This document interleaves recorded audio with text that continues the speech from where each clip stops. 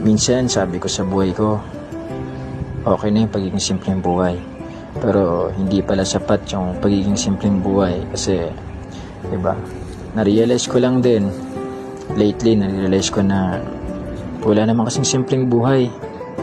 Kumbaga, walang simpleng ospital, wala rin simpleng sakit. Pag nagkasakit ka, hindi mo naman pwedeng sabihin sa doktor na simpleng buhay lang meron ka. Kaya simpleng bayarin lang ang pwedeng bayaran mo. So, walang ganun. So, it doesn't matter na magkaroon ka or mamuhay ka ng simpleng buhay. If nakukuha mo na yung mga gusto mo sa buhay, nasa taas ka na. At least kaya mo mamuhay ng simple. Anytime pwede ka magbakasyon.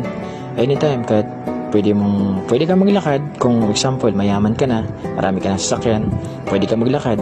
Yan tawag doon is pamumuhay ng simple. So, walang mga sama mamuhay ng simple kung nabibili mo yung lahat ng bagay or nabibigay mo yung gusto ng family mo, and pwede ka na mamuhay ng simple. So, ganun lang pala ang buhay.